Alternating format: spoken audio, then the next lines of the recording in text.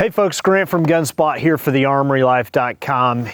Today's video is going to be all about shooting Remington's 124 grain brass jacketed hollow point Ultimate Defense round into some ballistic gelatin. And I want to thank Remington for sending us this ammo to test. We're going to be using Springfield's SA35 as the test platform. And as it says on the box, this particular ammunition is designed around a full-size handgun. So I'm making some assumptions here that means longer barrel. And of course that SA35 is nearing or at that 5-inch mark. So we should get to see some interesting stuff when we shoot this into our ballistic gelatin. All right, so we've got our homemade ballistic gelatin here. It's probably not to the exact temperatures if you're a follower or have knowledge of the FBI test, but we're gonna try to adhere to that a little bit. So we're gonna be about 10 foot away. And like I said before, we're gonna be using Springfield Armory's SA35 handgun with the brass jacketed hollow point Golden Saber from Remington. So we did capture the bullet. I was aiming more towards that right half. We've got a nice spiral effect, and it looks like the bullet went close to the bottom. You can see we've got nice penetration. I can't say that I'm an expert on the FBI ballistics data, but in the past I kind of studied it and reviewed it as a police sniper on that particular caliber, and they were always looking for a certain amount of penetration. And so we have good amount of penetration. We have good expansion in the temporary cavity here, which of course you're not getting a lot of temporary cavity in a pistol cartridge or with that kind of velocity. It looks like we were able to retain bullet mass, so I don't see any fragmentation. Man, nice, beautiful spiral there, a lot of cutting edges, and we've got expansion of the round like it is advertised. So it really beautiful expansion of that projectile. Man, I'd hate to be hit with that for sure. But now what we're gonna do is we're gonna shoot through an intermediate barrier. So we have a 2x6 hunk of wood here, and we're going to shoot through that, much like if you were maybe on the other side of a wall. You know, sheetrock isn't much, but it is something. You would probably have at least 2 layers of sheetrock in addition to that 2x4 potentially, and we'll just see how much that one type of intermediate barrier would cause a change in effect on the bullet in the gelatin. So here we go.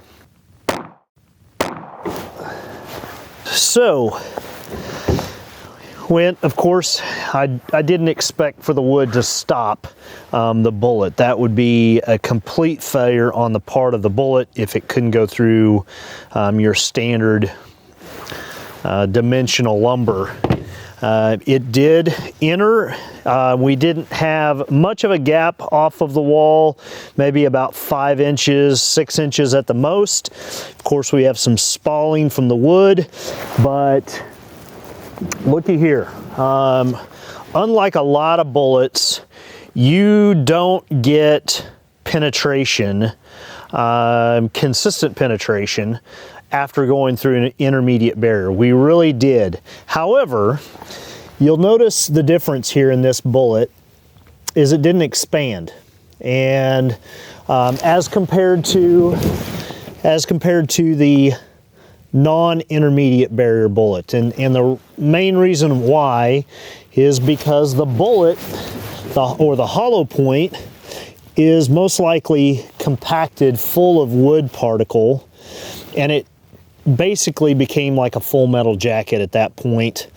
However, you've got great temporary expansion like you did with the first round. You're getting some terminal effects from that. You're carrying a lot of debris from your intermediate barrier, which you know, is going to cause that person some adverse effects later on due to infection and whatnot if it's not thoroughly cleaned out. but it did not expand through that intermediate barrier. Not a big surprise to me.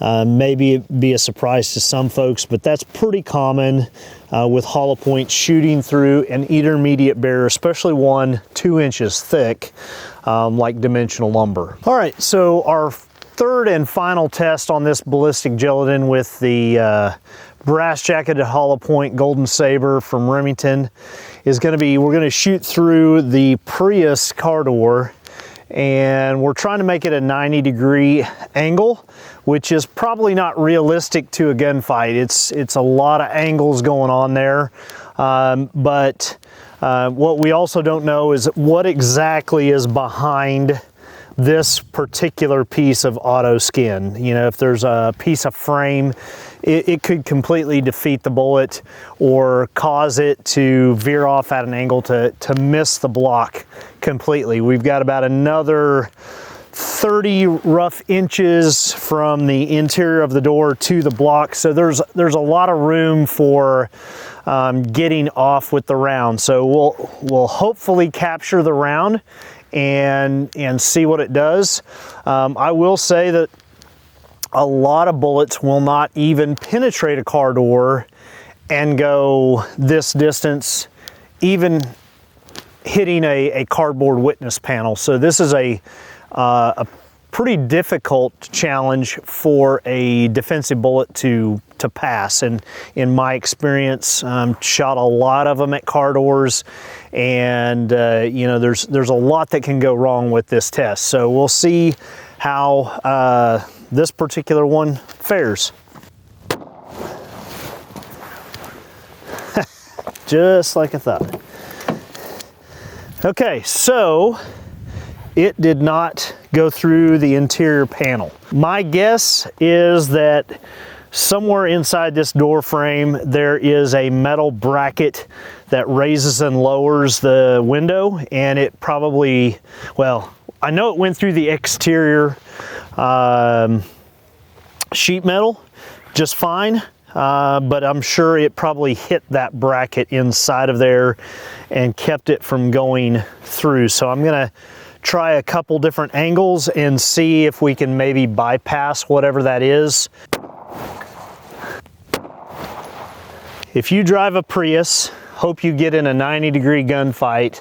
Of course, there's no guarantee. You could have your window down and it remove whatever it is that's in there that's stopping the bullet. So this is not a scientific test. Don't assume your car door is going to stop bullets, but nevertheless, it did stop these for 3 times in a row. There we go. All right, so this round went through the car door, exited right above the armrest, got a very low extremity hit on our block,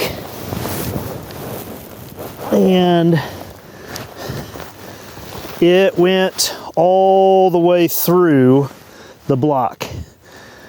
So I'm guessing here, because we can't recover the bullet, that it plugged up with intermediate barrier medium, turned it into a full metal jacket, and went through and through.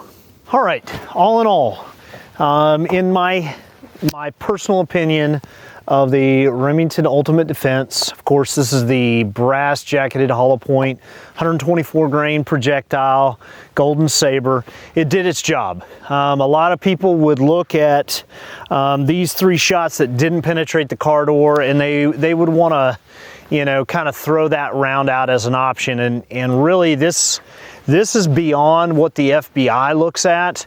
They do a sheet metal intermediate barrier test, but it's only the sheet metal, and we've proved even with sheet metal and a layer of plastic, this round will get to the target and fly straight. So it had to travel 30 inches after going through those 2 intermediate bears just to get to the block. And we all know that that end of that ballistic gelatin is smaller than the thoracic cavity, so it's going to get there. It's going to produce terminal results. It may not be picture perfect or what we expect, but to be honest, I've seen rifle rounds get defeated, deflected, caught up in car doors. You know, reality is sometimes a lot different than a laboratory or our expectations. And so all in all, I'm very pleased with the Golden Saber round here.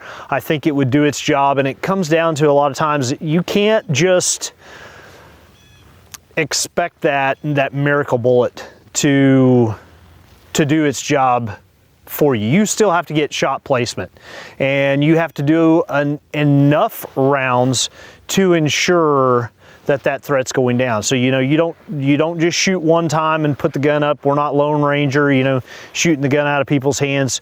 We shoot until the threat is no longer being a threat, and this should prove that to a certain context, that you know you're going to have intermediate bears, sometimes some that you can't see or predict, and so you have to be prepared to stay in the fight until the fight is truly finished. Okay folks, that has been our testing of the Remington Golden Saber round. Thanks to Remington for providing it. Thanks for watching. Remember, train hard, your family deserves it.